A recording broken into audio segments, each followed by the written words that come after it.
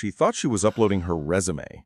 Instead, she sent a 5-page confession about her ex, her miscarriage, and her unemployment straight to a billionaire board member. The third time Emily Carter rewrote her cover letter, the words stopped looking like English and started looking like static, but she still kept her fingers on the keyboard because the silence of her small one-bedroom apartment felt louder than the clacking, louder than her thoughts about past due bills and the pregnancy test she kept hidden in the bathroom cabinet and the empty side of the bed that still smelled faintly of Jason's cologne, or maybe that was just her memory punishing her. She couldn't tell anymore. And when the job posting for executive assistant to board member at Titanridge Industries flashed across her laptop screen at 2:17 a.m., it looked less like an opportunity and more like a life raft, something to swim toward before she drowned in the slow, steady flood of her own bad decisions.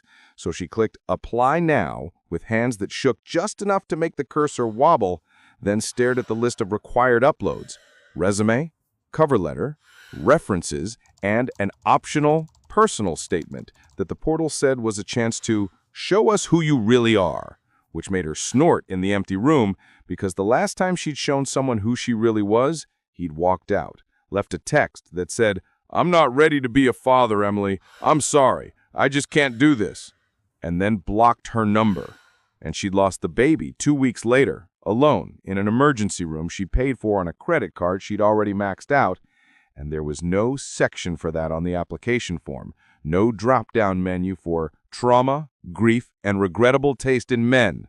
So she sighed, saved her updated resume as Emily_Carter_CV_final_reallyfinal.pdf, attached it carefully, then opened the folder on her desktop labeled Writing, a folder she hadn't clicked since before everything had gone wrong, back when she still wrote to breathe, to organize her head, back when the worst thing that could happen in her life was a rejected short story.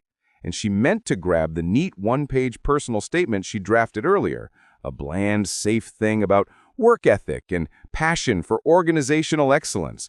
But her eyes blurred at the exact wrong second, the mouse slid one file lower, and instead she attached Journal March 18.docs, a document she'd created late one night when the weight in her chest had been too heavy to carry silently, and all at once the spinning icon on the portal turned, the bar leapt forward, and before she could process what she'd done, the application flashed "Submitted successfully" in cheerful blue, confetti animation sprinkling across the browser like some cruel joke, and her heart dropped down somewhere near her knees as she realized she had just sent her rawest, ugliest thoughts, the ones about Jason, the pregnancy, the unemployment panic, to one of the biggest companies in the country, because the posting description had mentioned the applications would be reviewed directly by the board member's office.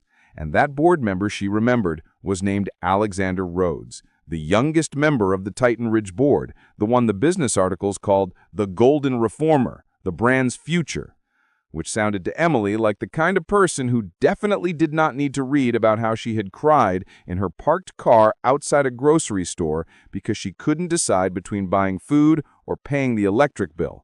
And for a full 30 seconds, she froze, then launched herself at the laptop like she could physically drag the file back through the internet, clicking frantically through the portal for an edit application button that didn't exist, finding only a confirmation number and a polite note that said, "Thank you for applying. We will be in touch if your qualifications match our needs." And Emily let out a broken laugh because if their needs included a disaster, she was overqualified.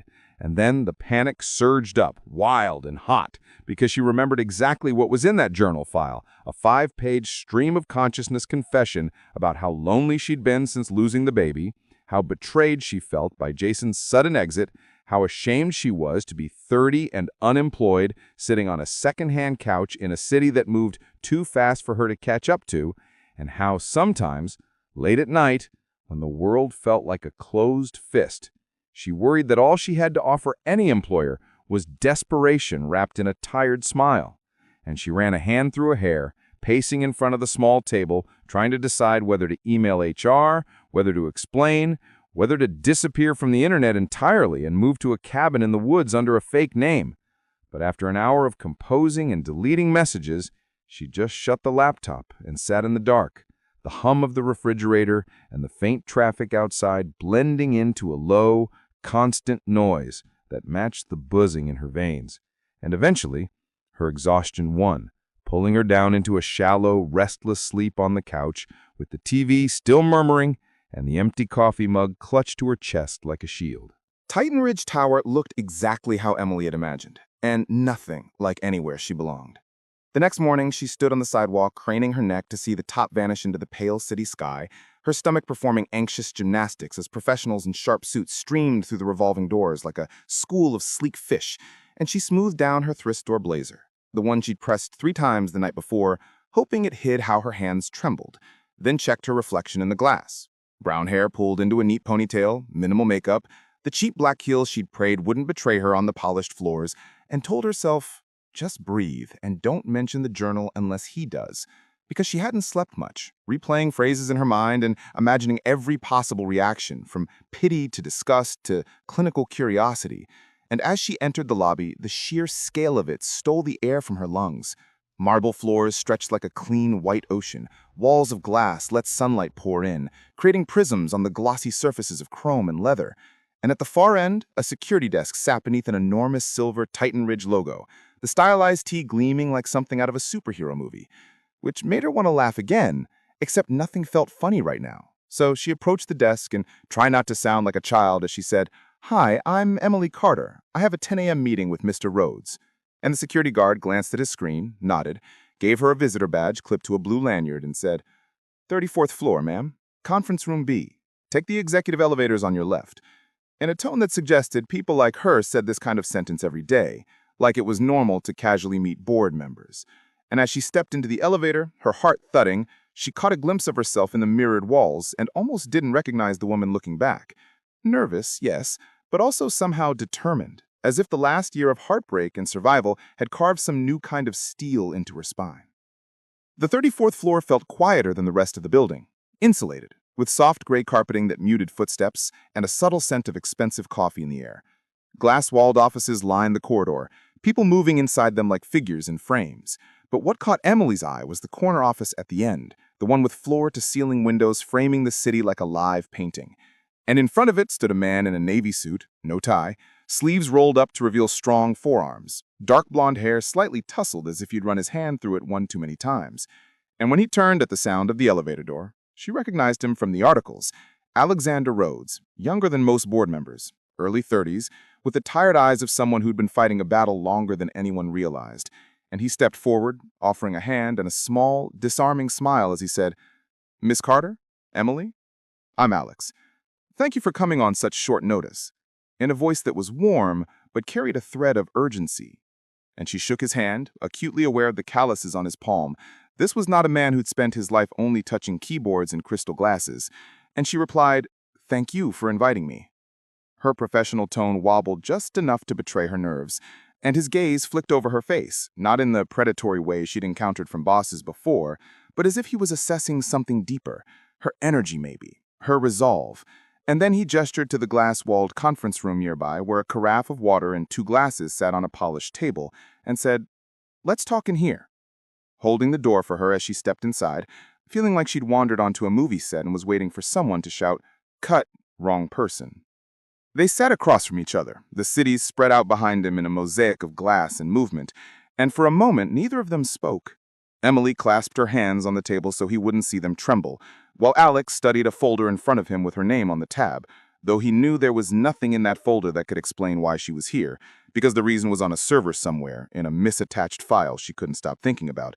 And finally, he looked up and said, "I read your application materials, Emily," with a weight on the word materials that made her cheeks burn, and she blurted, "I'm so sorry about the file. It was a mistake. I meant to send my personal statement, but I attached a journal entry, and I tried to fix it, but the portal wouldn't let me, and I completely understand if you think it was unprofessional or you don't want to move forward. I just—" She stopped, breathless, realizing she was rambling, but Alex held up his hand not to shush her, but like he was catching falling objects, and said, "It wasn't unprofessional. It was honest. Painfully honest, maybe. But I don't think there's anything unprofessional about being human." And the relief that flooded her was so sudden it made her dizzy, although it was tangled with fresh embarrassment because if he read it, he knew too much. He'd seen thoughts she didn't even want to admit to herself. And he continued, "Most people send us polished versions of themselves. You sent something raw, something you never intended us to see. And I think that matters, especially right now." Which made no sense. But before she could ask what he meant, he folded his hands, leaned forward, and said, "I should be transparent with you. This meeting is not just about the assistant position. It's about something happening inside Titanridge, and I think you might be able to help." And there it was, that word everyone used in vague ways, help. But the way he said it sounded like a request for an accomplice, not a subordinate. And Emily blinked, trying to reconcile this surreal conversation with the months she'd spent refreshing job boards and rewriting bullet points. And she said carefully, "Help? How? I'm not sure I understand." And Alex exhaled, a line appearing between his brows. "Titanridge looks clean from the outside, but that's because someone's very good at polishing the surface. I joined the board 2 years ago with a mandate to modernize, to increase transparency, to clean up some of the legacy practices, and I thought it was making progress. But lately, certain things aren't adding up. Financial irregularities, shell companies in places we don't do business, safety reports that never reach the full board. Last month, a warehouse incident was buried. No injuries, thankfully, but it should have triggered reviews that never happened. Every time I follow the trail, the records vanish or get corrected before I can present them. Someone inside this building is rewriting the truth." And as he spoke, Emily felt a prickle on her skin, a cold awareness sliding over her because the words "rewriting the truth" resonated in a way she hadn't expected, echoing that part of her that wanted to send a sanitized personal statement instead of what she'd actually lived. And Alex continued, "You wrote in your journal about how tired you are of pretending you're okay when you're not, about how lying to your parents, to your friends, to yourself has been slowly killing you. That line stuck with me. I am so tired of curating my own life for other people's comfort." When I read that, I thought, I need someone like this on my side. Someone who is sick of lies, who has nothing left to gain from playing along with them. And Emily tried to remember exactly how she'd phrased that sentence, amazed and horrified that he could quote it back to her. And she whispered, "You want me because I had a breakdown in a Word document?" And he actually smiled, a quick, real curve of his mouth that softened the sharpness of his features, and said, "No, I want you because you were brave enough to write the breakdown. And because from your resume, I can see you worked in operations, scheduling, and admin in 3 different companies. You've been in the rooms where things slip through the cracks. You know how people hide things in paperwork. I don't need a polished assistant who will smile and make coffee and pretend not to see what's wrong. I need someone who will notice when something is off, who will question it, who won't be afraid to dig." And the part of Emily that had spent the last year feeling powerless sat up at that, curious despite herself. Because if there was one thing grief had done to her, it was strip away her patience for the kind of quiet corruption she'd seen in smaller companies. The expense reports that magically changed, the favoritism that harmed junior staff. And now here was a chance to not just file forms, but to challenge something bigger. Something that might matter to more people than just her. "That sounds," she began, then trailed off, searching for the right word, because insane and incredible both floated to the top, and she settled on dangerous, meeting his eyes, and Alex nodded once. "It is," he agreed bluntly, and the honesty of that answer was strangely comforting, because at least he wasn't sugarcoating it, wasn't pretending this was just a glamorous assistant role with better views and a corporate card. And he went on, "I suspect someone on the executive level is manipulating data before it reaches the board. I've already tried using my own staff to look into it, but I don't know who to trust anymore. Emails get intercepted, meeting invites disappear. The more I push, the more the systems push back. I can't go through official channels because whoever's behind this probably has access to them. I need fresh eyes, someone whose name isn't already attached to any side of this internal mess. When you applied and then accidentally sent that journal entry, it was like the universe throwing me a wild card. You're not connected to anyone here. No one knows you. To them, you're just another applicant. To me, you might be exactly what I need. and Emily felt the world tilt a little, as if the floor had shifted under her chair, because she had walked in expecting an awkward apology session and maybe, at best, a polite rejection. Now she was being asked to become part of an internal investigation at a massive corporation she'd never set foot in until 10 minutes ago, and her practical brain tried to reassert itself, reminding her of rent and groceries and the glaring unemployed space on her LinkedIn profile, while another, quieter voice whispered, "You asked for your life to mean something again, didn't you?" And in her journal, she'd written about wanting to stop feeling like things just happened to her, about wanting to push back against the current instead of letting it sweep her away. And now here was a chance to do that, though not in the safe, controlled way she'd imagined. "What exactly would you want me to do?" she asked, her voice steadier now, and Alex relaxed a fraction, as if her question had confirmed some hope he hadn't let himself fully acknowledge. "Officially," he said, "you'd be my executive assistant. Scheduling, travel arrangements, meeting prep. You'd sit in on board committee meetings, take notes, manage communications. Unofficially, I'd ask you to pay attention to anything that doesn't add up. Mismatched numbers, inconsistent reports, sudden changes in agendas. You'd have access to my calendar, my emails, and some of the internal systems. I'd train you on what to look for. We'd keep our suspicions between us. If you find something, you bring it to me directly, not through any channels that can be monitored. We'll corroborate it before acting. I won't ask you to do anything illegal, but I will ask you to be brave. And at any point, if you feel uncomfortable, you walk away, no questions asked. I'll still make sure you get a standard assistant package, references included. I'm not trying to trap you, Emily. I'm asking you to stand beside me."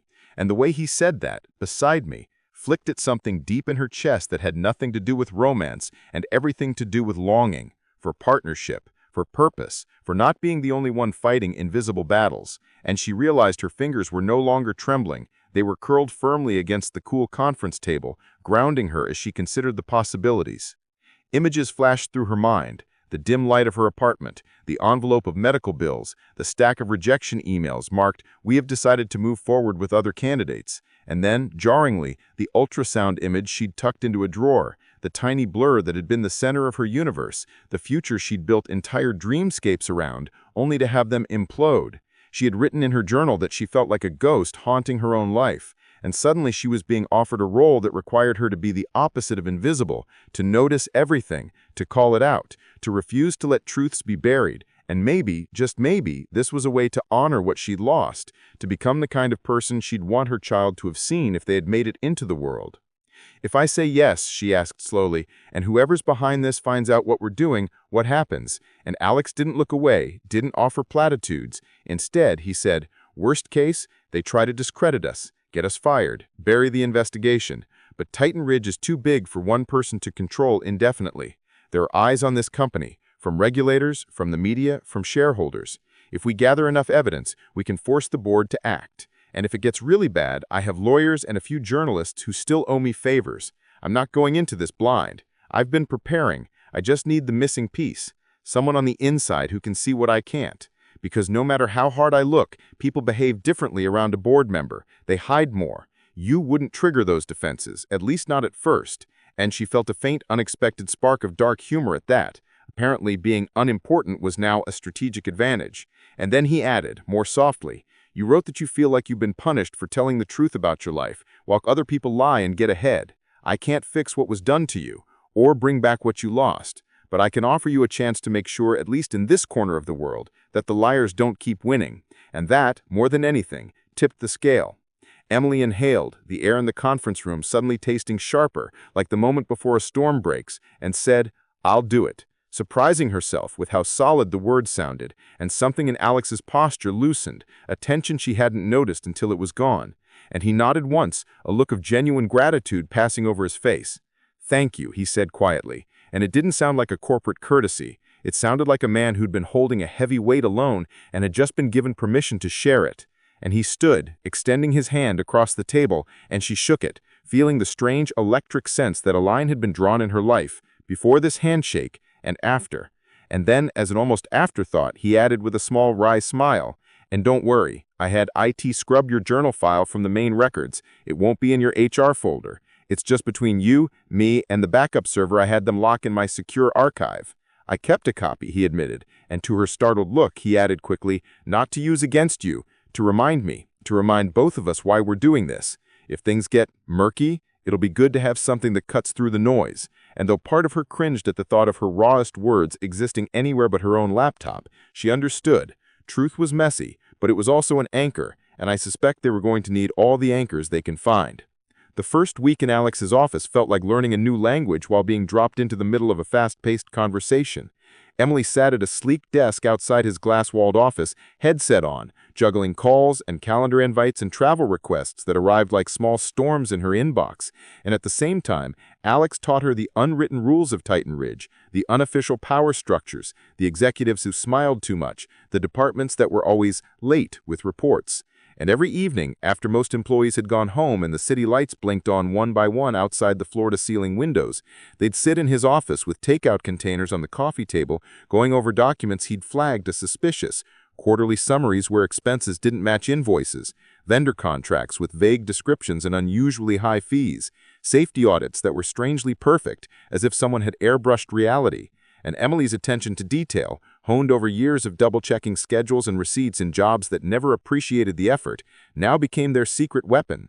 She noticed patterns others had missed, like how a certain consulting firm, Northline Advisory, appeared in multiple departments' budgets without a clear scope of work, always just below the threshold that required full board approval, or how internal emails about a warehouse fire drill had disappeared from the main server, but were still referenced in a stray calendar note from a middle manager who hadn't cleaned up his reminders. And the more she dug, the more a picture emerged. Someone was building a network of shadow expenses and doctored compliance documents, skimming money and hiding operational risks behind a facade of smooth, efficient corporate storytelling. It wasn't long before Emily's presence attracted attention. In a place like Titanridge, people were always measuring one another, trying to gauge how any new element might disrupt the delicate balance of power. And she could feel eyes on her when she walked into meetings, could sense the curiosity and skepticism. But she wore professionalism like armor, taking precise notes, asking just enough clarifying questions to seem diligent, but never so many that anyone suspected she was connecting dots they didn't want connected. Still, there were moments when she felt the tension coiling under the surface, like the time she approached the accounting department's glass pod to follow up on a delayed report and found the door already open. The head of department, a polished woman named Caroline Marsh, speaking in a low voice to a tall man in an impeccably tailored gray suit Emily recognized from the staff directory as Chief Financial Officer Richard Hale. They stopped talking when she stepped in, their conversation slicing off mid-sentence, and Caroline's lips curved into a professionally pleasant smile that never reached her eyes as she said, "Emily, isn't it? What can we do for Mr. Rhodes's office?" And Emily, aware of the way Richard was studying her like a puzzle piece he hadn't ordered, replied evenly, "Just checking on the Q3 vendor breakdown we've requested. Mr. Rhodes needs it before the strategy meeting tomorrow. I sent a follow-up email, but wanted to see if there was anything you needed from us to expedite it." And Caroline's fingers tightened minutely on the folder in her hand before she said, "Of course, we've had some unexpected delays, but I'll prioritize it." And Richard interjected, his tone smooth but edged, "Alexander is always eager for details, isn't he? Sometimes I think he forgets that looking too closely at every line item just slows the machine down." And Emily smiled with the practiced neutrality of someone who'd spent years absorbing men like him, and said, "He believes understanding the details helps the machine run better." Then left, feeling their gaze follow her down the hall like a cold draft. And that evening, when she recounted the interaction to Alex, he frowned, drummed his fingers on the desk, and said, "If Hale's involved, this is bigger than I thought," which made the room suddenly feel smaller, the stakes higher. As weeks passed, the investigation threaded itself through Emily's daily tasks like a second, invisible job. She scheduled meetings for Alex while quietly flagging which executives seemed nervous about certain agenda items. She organized off-site events while tracking which vendors were overbilling. And all the while, she compiled a private folder on a secure drive Alex had set up labeled innocuously as board training materials. But inside, it contained a meticulously organized map of their findings.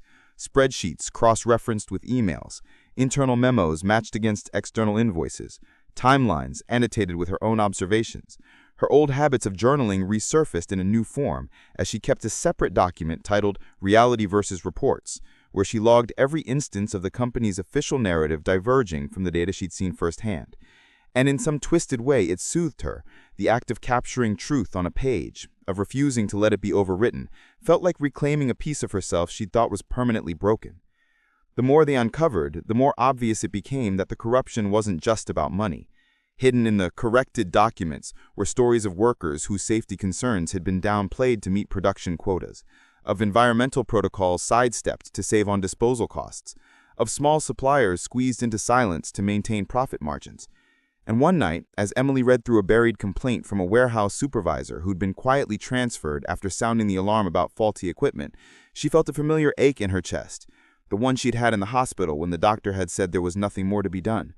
The complaint described how management had assured staff the equipment was fine, how they dismissed concerns as overreacting, and Emily thought of all the times she'd been told she was being too emotional about her own life unraveling, and how those words had made her doubt her instincts until it was too late to act.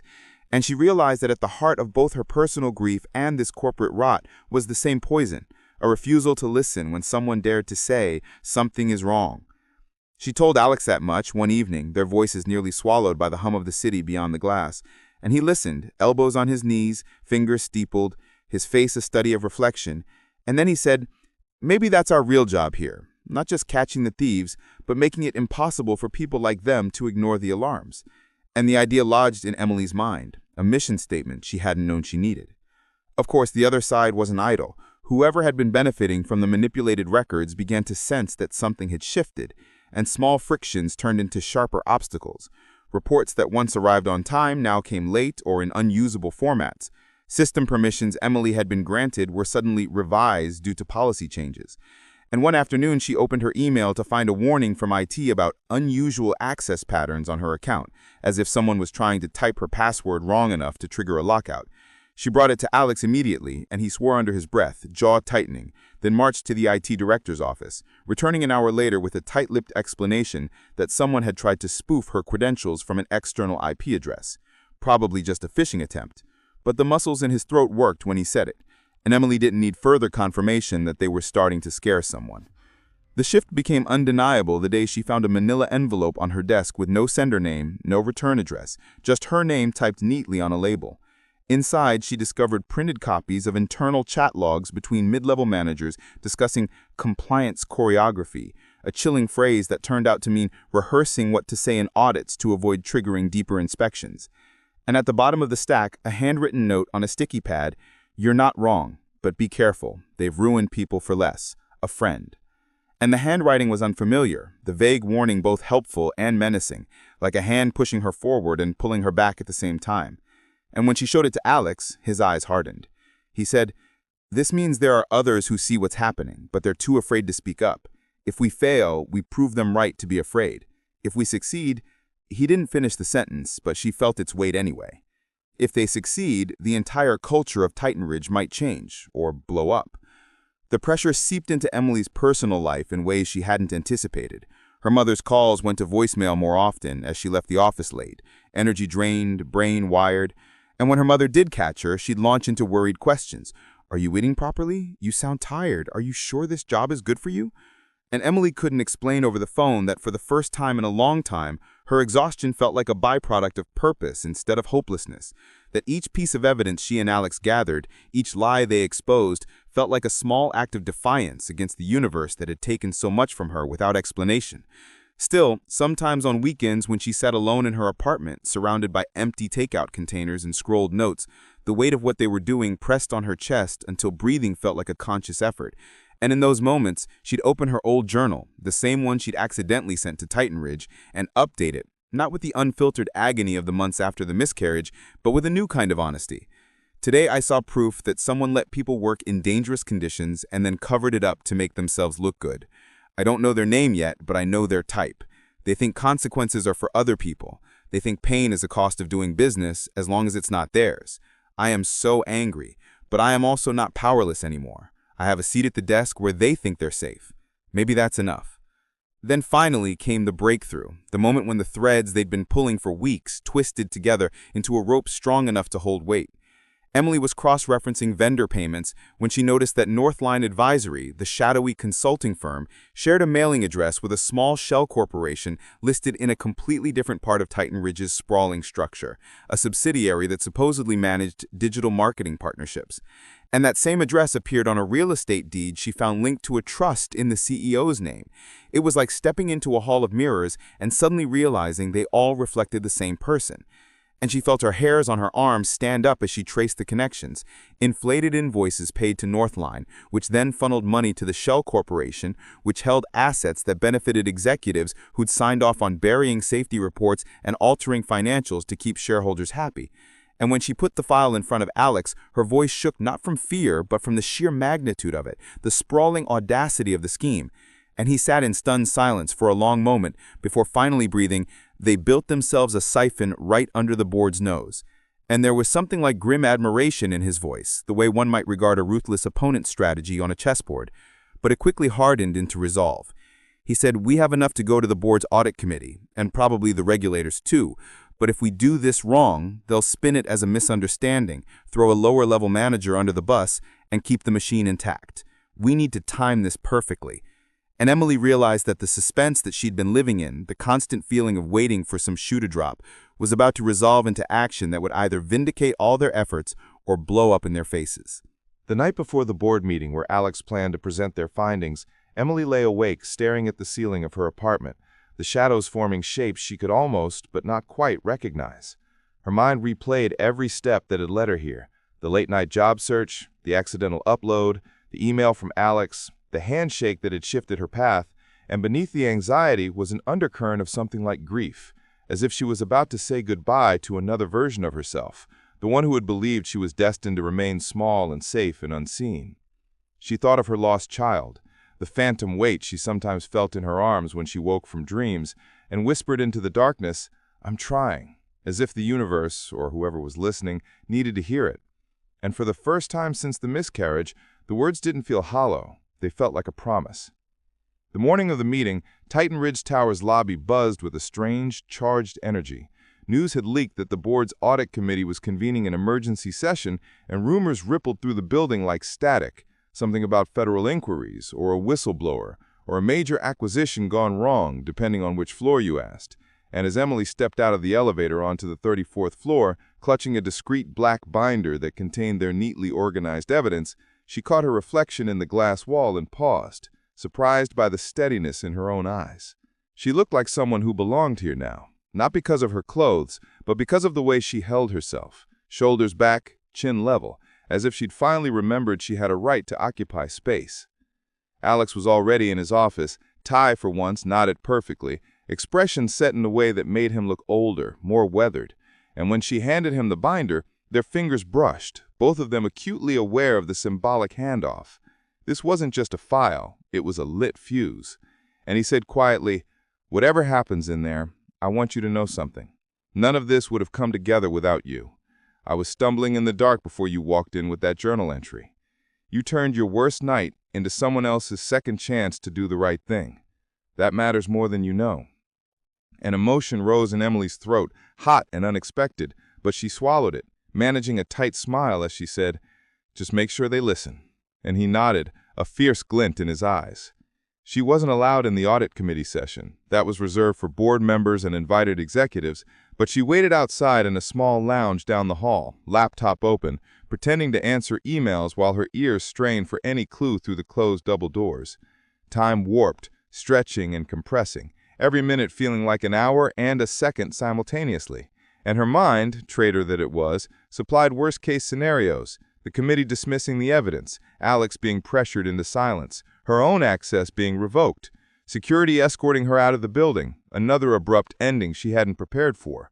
But every time her thoughts spiraled, she forced herself back to the facts, to the spreadsheets and emails and property records she'd spent nights assembling, and she whispered the details under her breath like a mantra, as if reminding herself of what was real could keep it from being erased.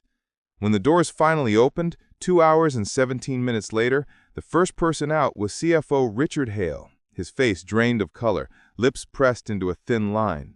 He didn't look at her as he strode past, flanked by a corporate attorney and a woman from HR, with the stiff compassion of someone about to oversee a bloodless execution, and Emily's pulse kicked hard because that expression was not one of a man who'd successfully buried his secrets again. It was someone whose carefully constructed story had been forcibly unraveled, thread by thread.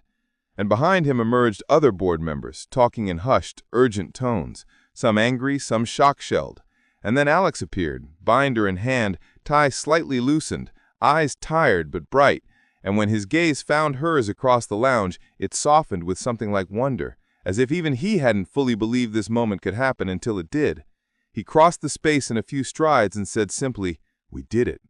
And just like that, the tension in her chest snapped, replaced by a rush of relief so intense it almost knocked her backward, and she sank into a nearby chair, laughing and crying at the same time, the sound bubbling up from a place inside her she had thought was too damaged to feel anything this big ever again. In the days that followed, Titanridge became a different kind of whirlwind. Official statements were drafted and carefully worded emails sent to staff and shareholders announcing an internal review of financial practices, the immediate suspension of certain executives pending investigation, and full cooperation with regulatory agencies, while the news cycle outside the building exploded with headlines about Titanridge turmoil and CFO under scrutiny and corporate misconduct probe, accompanied by stock photos of the tower Emily now walked into every morning, usually clutching her coffee like a talisman. Inside, whispers pooled in corners, people speculating about who knew what and when. But amid the chaos, there was also a subtle shift in posture, as if a collective exhale had finally been released. Employees who'd once avoided eye contact with her now met her gaze, some with cautious curiosity, others with a flicker of respect.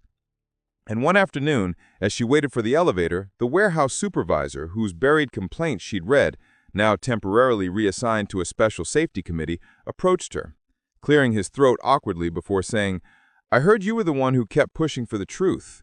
And when she started to deflect, he shook his head, adding, "Whatever you did, thank you. I thought no one up there cared," tilting his chin toward the higher floors. And Emily felt her eyes sting because that simple sentence, "I thought no one cared," was one she'd written in her journal about her own life. And hearing it echoed back to her, then disproven by her own actions, felt like closing a loop she hadn't known was still open. Officially, her role at Titanridge remained executive assistant to board member, but unofficially, everyone knew she was more than that. Alex began introducing her in meetings as my operations and oversight coordinator, a title they'd invented together one night over cold pizza, laughing at how corporate it sounded for what she actually did, which was read between lines and beneath numbers and behind smiles. And although some executives still looked at her with thinly veiled resentment, the balance of power had shifted enough that their disdain no longer held the same threat. There were now independent auditors in the building, regulators dropping by unannounced, and a new sternly efficient interim CFO who made a point of visiting departments unannounced, asking questions in a tone that suggested this era of creative accounting was over. And through it all, Emily kept working, kept noticing, kept documenting, not because she distrusted everyone, but because she had learned in the most painful way possible that trust without verification was a luxury the vulnerable couldn't afford. One evening, months later, as she sat in Alex's office watching the sun sink behind the skyline, turning the city into a mosaic of orange and gold, he leaned back in his chair, stretching the tension from his shoulders, and said, "You know, none of the training manuals ever suggested accidentally sending your diary to a corporation as a career strategy." And she laughed, a real, full sound that filled the glass-walled room, then shook her head. "If anyone asks for advice, I'm still telling them to double-check their attachments," she said dryly. And he smiled, eyes crinkling at the corners. "I'm serious, though," he went on more softly. "I keep thinking about that night you submitted your application. You thought you'd ruined your chances. That one mistake changed everything, but not in the way you expected. It was like the truth you tried so hard to keep private refused to stay hidden, and instead, it dragged you into the exact place where truth was needed most." And she looked out at the city, at the tiny moving lights of cars and the faint grid of windows glowing in office buildings, each one containing lives she'd never know, heartbreaks she'd never see. And she said, "I used to think my story was just mess, a series of bad decisions and worse luck. But now, I think maybe it's evidence, not of my failures, but of what happens when people are left alone with their pain, when no one listens, when no one believes them? Maybe the point isn't to hide that evidence, but to use it. Alex considered that, nodding slowly. Evidence, he repeated, as if trying the word on his tongue in a new context. I like that. For what it's worth, your evidence changed this phrase. It changed me. Before you came, I was starting to think I couldn't fight this from the inside. That maybe you can only reform something so broken from the outside by tearing it down. You reminded me that sometimes you just need one person willing to say, I see what you're doing, and I'm not going to pretend it's fine. And she felt a warmth spread through her chest. It wasn't just about professional pride. It was the fragile, beautiful sense that her existence, with all its scars and wrong turns, had rippled outward in a way that mattered. Later that night, back in her apartment, the same one that had once felt like a cave of defeat, but now felt, if not exactly like home, then at least like a station between arrivals rather than a permanent last stop, Emily opened her laptop and pulled up a blank document. For a moment, her fingers hovered over the keys, and then she began to write, the words coming easier than they had in years. I applied for a job and sent my broken heart instead of my resume. They could have laughed. They could have deleted it. Instead, someone read it and said, Come in, bring your broken heart with you. We have work to do. I thought I was walking into another office. I walked into a battlefield. I thought I'd be filing papers. I ended up filing charges. I thought I was too damaged to help anyone. It turns out the cracks in me just let more truth in. And as she typed, tears blurred her vision. But for once, they weren't the kind that came from despair. They were the kind that come when a story that has sat tangled and heavy inside you for too long finally finds its shape on the page. She didn't know who would read this new document, or if she'd ever let anyone at all see it. But that no longer felt like the point. The act of writing itself was the fight. The refusal to let her experiences be reduced to bullet points or mistakes. The insistence on seeing herself as more than the sum of the things that had broken her.